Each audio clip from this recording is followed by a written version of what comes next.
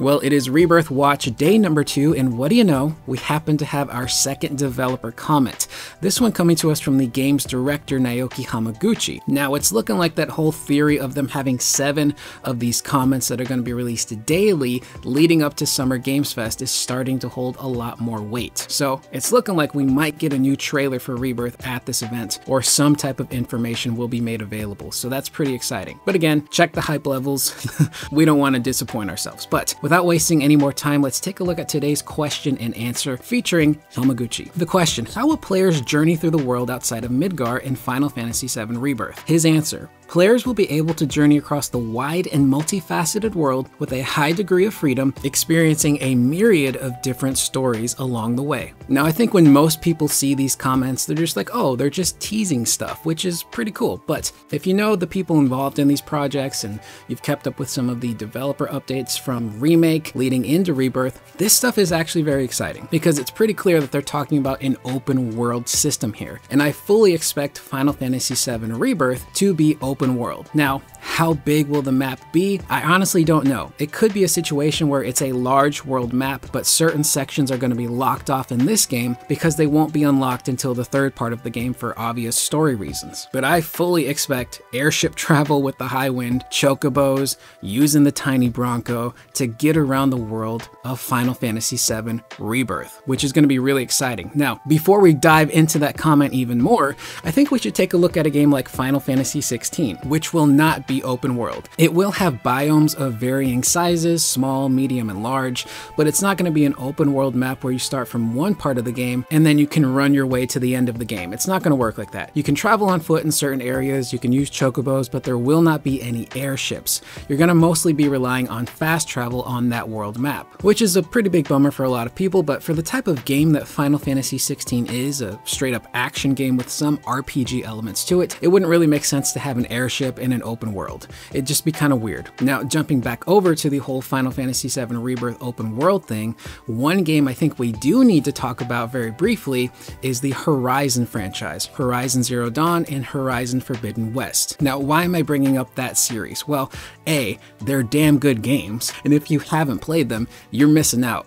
Great characters, some really awesome combat, really great world building and exploration, which we will get to, but I bring that up in particular because Hamaguchi has said in the past that that is a franchise that has inspired him. And with him being the game's director and having a pretty big influence on how this open world is going to work, I think looking at Horizon Zero Dawn and Forbidden West can really give us a preview of what we could potentially expect in VII Rebirth. He compares the evolution of Horizon Zero Dawn to Forbidden West as something that could be compared to Final Fantasy VII Remake to VII Rebirth. Now, what does that essentially mean? Well, like they said in this post, a very high degree of freedom. In Horizon Zero Dawn and Forbidden West, you get a really decent open world map that might look deceptively small, but once you're in it and you're looking around at all of these different locations and biomes that are desert-based, some are snow-based, some are swamp-based, it quickly becomes a very large world that you get to explore,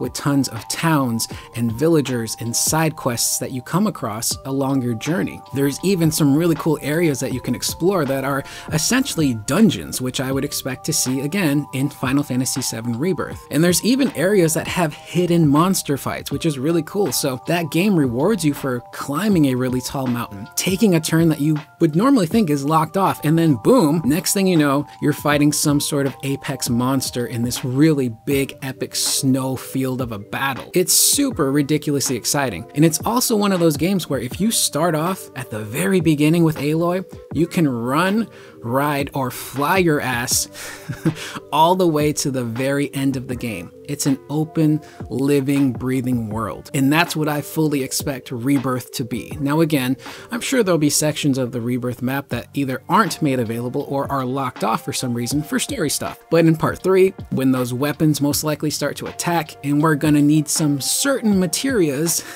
like the Knights of the Round, I think certain sections of that world will open up to us to allow us just to get that really cool stuff. Now, tackling that second part here, a myriad of different stories. Now again, in the Horizon franchise, you could just be minding your own business, going along your way, and suddenly you hear somebody screaming. You run off, they're being attacked by a monster, you can save them, you can learn about their story, and it leads you to a completely new area with a new cast of characters and a completely new battle to be fought.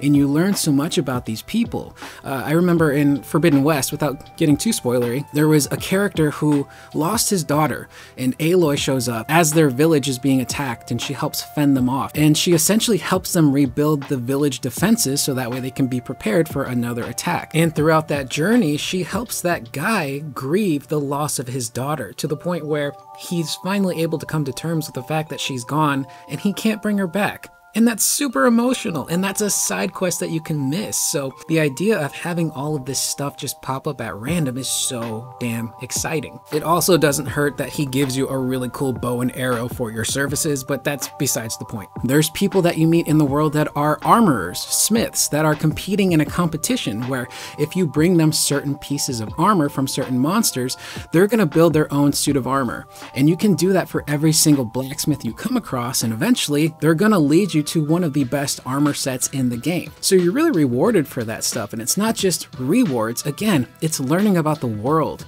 and the characters and all of their different struggles. And I think that's what we're going to see in Rebirth. It's not just like, oh, you guys are from Midgar. Shinra's going to have a very large reach in this game, and we're probably going to meet a lot of people who have been affected by what Shinra has done, whether it's for the better or for the negative. And I'm super excited to come across those stories and really see how they world build outside of Midgar. And the idea of just minding your own business, running around, and then suddenly you find a hidden monster fight sounds super awesome, man.